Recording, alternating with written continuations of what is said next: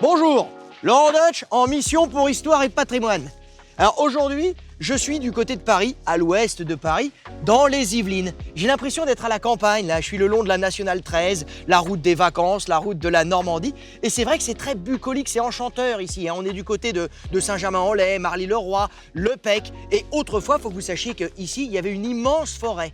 La forêt de Rouvray, qui recouvrait tout l'ouest parisien et dont le bois de Boulogne est un des ultimes vestiges aujourd'hui. C'est pourquoi on a vraiment la sensation d'être à la campagne, d'être en vacances, d'être dans les bois. Et dans ces bois, autrefois, du côté du Pec, il y avait un château qui datait du XVIIe siècle. Le château de Grandchamp, que vous avez derrière moi et dont nos amis d'Histoire et Patrimoine sont en train de réaliser une magnifique réhabilitation. Parce qu'au fil du temps, il a un petit peu bougé, il a morflé, ce château. Ça a été pendant un temps une école pour l'armée de l'air, ça a été aussi une maison de l'enfance et ça a été le domicile de la famille Dior. Et oui, le tonton de Christian Dior, il habitait dans cet écrin, dans ce bijou. Ah, c'est luxueux. Et puis avec Histoire et Patrimoine, ça va le rester. Mais pour en parler, j'ai rendez-vous avec Sylvie et Faustine, qui sont pas là. Elles doivent être du côté de la machine à café. On y va.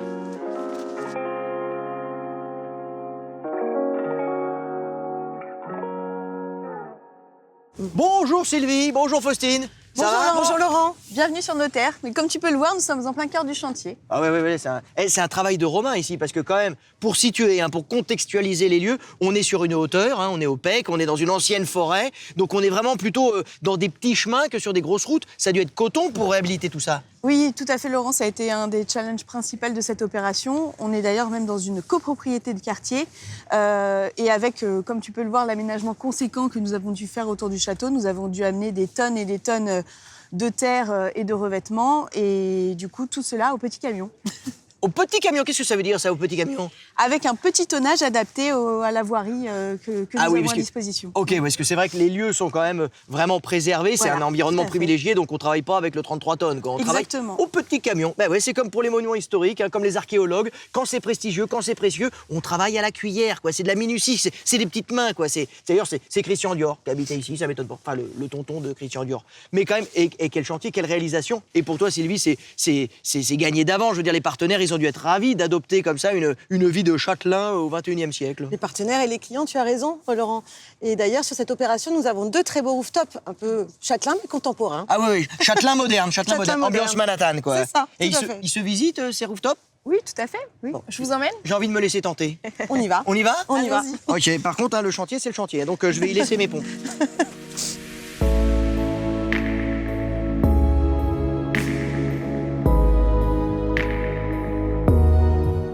Ah oui, là, c'est quand même...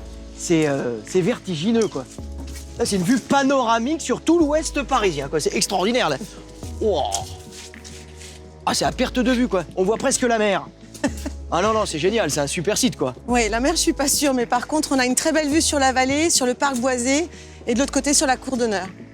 Non mais franchement, les acquéreurs, qu'est-ce qu'ils se disent quand ils voient un tel produit? On se le garde pour nous, quoi, on va pas faire du locatif. Oui. Du coup, c'est plus compliqué pour le chantier, non? Au niveau des finitions, les mecs, ils vont se dire, comme c'est pour nous, ils ont plus d'exigences, puisque c'est personnalisé, quoi. Tout à fait. Donc, on a fait intervenir notre architecte d'intérieur, qui, en collaboration avec les clients, ont choisi des prestations différentes. Ça a fait l'objet de travaux modificatifs. Faustine. Oui, tout à fait. Sur cette opération, on a un petit peu plus de travaux modificatifs acquéreurs pour qu'ils puissent, à leur guise, personnaliser leur bien dans lequel ils vont résider. Et en parlant de bien, on a un petit appartement à voir pour se mettre un petit peu en appétit, là, parce que c'est sympa une terrasse, mais au mois de janvier, un canapé et un salon, c'est bien aussi. On est d'accord. Oui, on a un appartement, mais il n'est pas petit. On a un très bel appartement patrimonial, si tu veux y voir. Ah mais ça va, allons-y. Ouais, allons-y. C'est pas grave s'il est pas petit.